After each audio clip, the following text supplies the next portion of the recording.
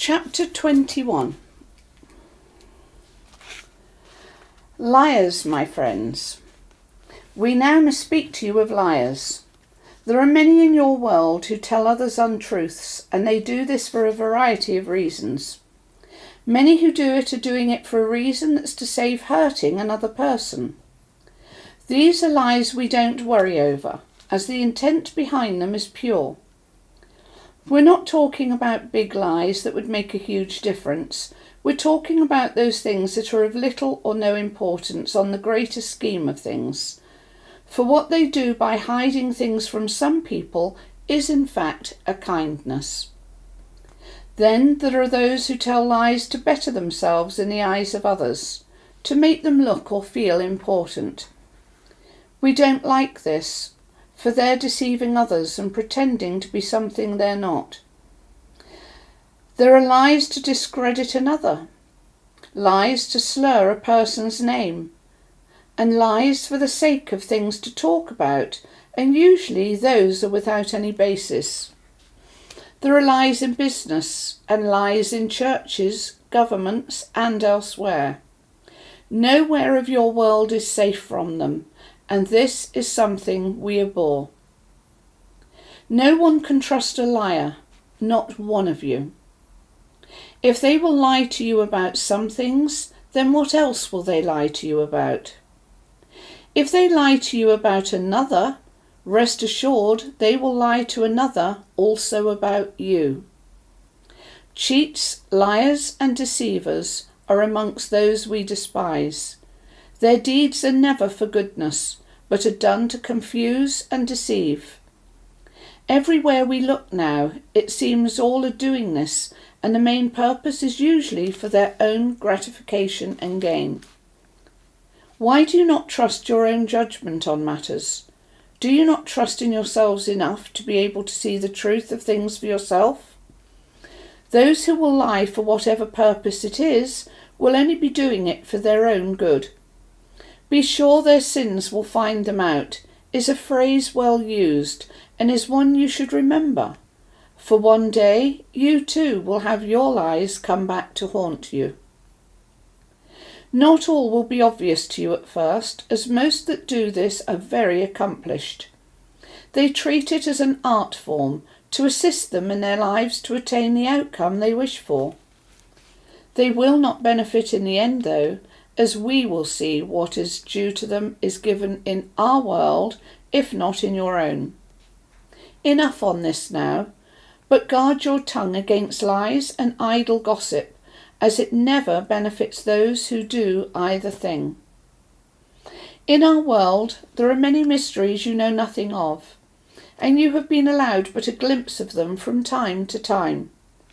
The words given you before, in many years gone past now, have told much of what it is you need to know. Stories were given to you of great beings that came to some who were once of your world, carrying messages from on high. They were messages given from the angels of God. These wondrous beings are majestic in their might and power, and are used only for this purpose when there is a great need of things to be told to your world. When they do not do this, they are busy doing other works given them by the Almighty. They do not sit idle, as your world would have you believe. Those who say they speak with these wondrous beings every day are liars and deceivers. They are saying these things in order to deceive and elevate themselves in your eyes. How dare they do this most treacherous of deeds against their Maker? How dare they pretend great deeds they do through them? This is pure blasphemy against God and that which he has created for such wondrous deeds, and not for those that man now affords them. Vile people of your world, vile and corrupt by their greed and claims that come from a lowly place set to deceive them, you, and all who they talk to of these things too. Avoid them. Shun them. Move away from these people now. They distort the truth of what it is that God does and that those he created to work for him and with him in works so wondrous you cannot even understand while of your world. There are many angels of different sizes and types dependent on their work and what they have to do. Some are messengers of God, and others are allowed into your world to appear as human beings in order to test some of you and see what truly lies in your hearts. They are never as those of your world would now have you believe, and they never will be. The ones they talk of are not anything to do with God, nor are they the light we all walk and exist in. Some know they're lying to you, while others truly believe it is angels they talk to. They are being deceived in a way that is badness, but they are so greedy to hear these things and to be seen as important that they do not test to see from whence what they deal with comes. Test the spirits, my friends, at all times, and by this we mean not just those that may come to you, but also those that lie within the hearts of people you meet. Test their spirit and see what lies in their hearts. Is it of the Holy Spirit that dwells within them, or is it just the Spirit of life and no more? So much is talked of in your world today that we have no understanding of where we are, and yet you all believe so readily. If any of you were to meet a real angel of God, you would be on your knees and overwhelmed with their glory and majesty. You would not be able to act as these people we see act after what they say they make contact with. Their awe and magnificence is of something your world finds hard to understand or even put into words, as there are no words of your world to describe such things. Those that come in their human form to test or to help those in need are different from these other majestic beings, but their work and worth is no less great.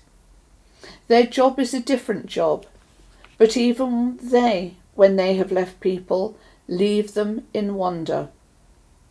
Not like the others will, as these they find easier to eventually talk about to others, whereas the first, most glorious creatures are unable to be spoken of for many years in most cases by those who have borne witness to them. How can people have no belief in a creator, believe in all the things he has created for his own use and work? Why do they copy those things people of God acknowledge and know of? Is it because they wish to deceive you of their goodness and make you believe their work is also pure and good? Ask yourselves these questions about those claiming to work with anything that is of God's world. Do they walk with God on the one straight and narrow path, or do they walk another also? For one to follow God and do his works, there is only one path to walk.